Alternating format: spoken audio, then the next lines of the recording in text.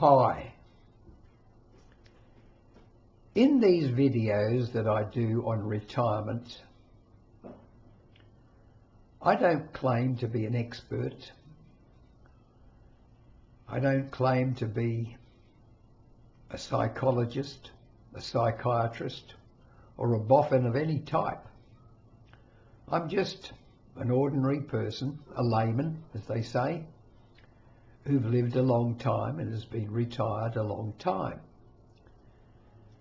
And that has given me plenty of time to think about my own life, think about what's worked for me, and assume that what's worked for me might work for you. In other words, making your retirement happier. Assuming now that you're coming up for retirement or are fairly recently retired and perhaps expect to live for another 20, maybe 30 years. So that's the sort of person I assume I'm talking to when I do these retirement videos. I know that's not always the case. Sometimes young people tune in, and more than often a person who's been retired for a long time, who might or might not agree with what I've got to say here. In this particular video, I'd like to talk about this thing which is very topical in Australia at the moment with retirees: loneliness. Loneliness.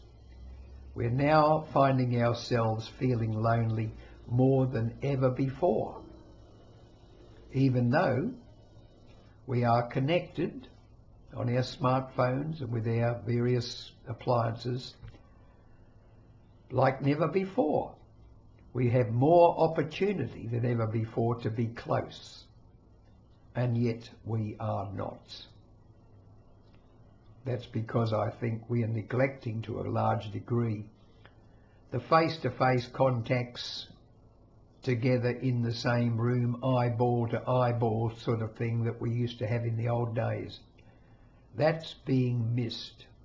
But I'm not going to talk about that. I'm going to talk about loneliness in retirement when someone very precious to you in your life dies. For example, a husband or a wife, and you have been very close to that person. Suddenly, the main person in your life might be gone. Now, I've known two men over the years who's had this happen. In both cases, their wife died reasonably young before them. And the difference in these two men was remarkable. I'll call these these men, for argument's sake, we'll call them Albert and John. Albert and John, fictitious names. Now, when Albert's wife died, they'd been very close. They shared everything together. In fact, Albert had little interest in anything else other than his work, except the companionship of his wife. They went everywhere together, they did everything. They never had lives outside of their own, apart from their work. So when Albert's wife died, he had little support. Hardly any friends around him at all. He did belong to a club which I belonged to. But I didn't know him until well after his wife had died. What I did know about him is he was a very pessimistic man. He had a sense of humour, could chuckle, make people chuckle, but you could see that he was grieving. You could see that he was a shell of a person. Anyway, one day I went around. I thought, I'll cheer him up. I'll go round to his place, phone him up. We weren't close friends, but I'll phone him up and say, I'm coming around. We'll go out for lunch. I went around to his home. Now, it looked as though He'd done no cleaning up in years. There was papers and things scattered all over the floor. The place was dirty, unkempt, dishes in the sink. And it was terrible. But he was glad to see me, and I took him out to dinner. And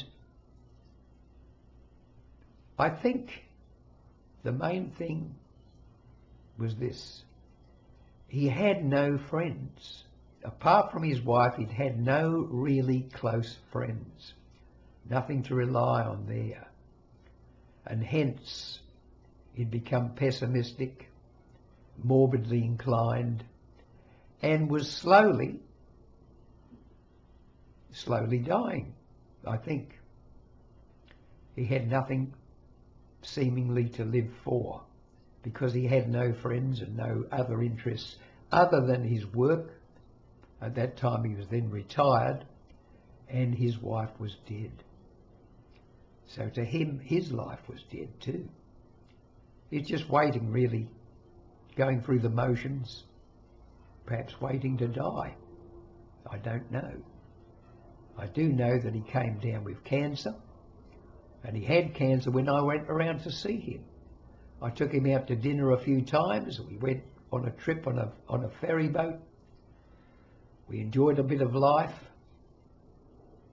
And then, the next moment, I'm visiting him in the hospice, and he's dying, and he died.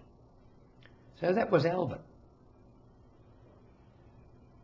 What about John? John was different. He was involved in work, sure.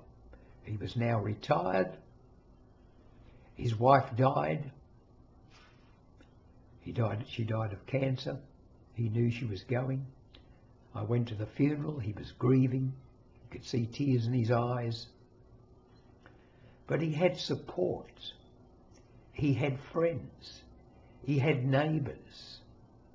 Within the short time of his wife dying, he was invited over to their place to join their family, to have dinner.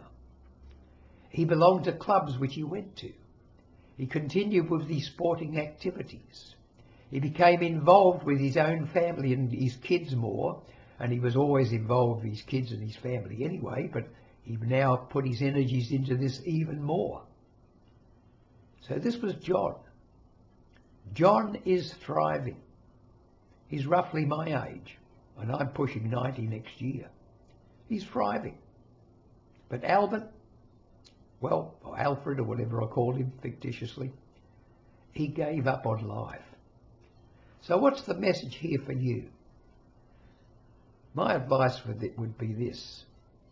If you have a wife or a husband, you're very close, but you don't have any other friends much, get out and mix, get some support, get friends, get real friends, friends that you meet nearly every day, friends you go out to dinner with, friends you would go on a holiday trip with. Have these people close by. You never know. That closest person to you could die unexpectedly or over a long-term illness. You need support. You need other people. We need to be members of a tribe. It might be a small tribe, but we need to have members around us, not just one person. So my advice would be, make sure that you belong to things. Have real friends, not just Facebook friends, people you actually meet, real friends in your life. The more you have, the happier you will be, both of you, while you're still alive and happy. And the support will be there when one of you goes, as inevitably will be the case at some time or another.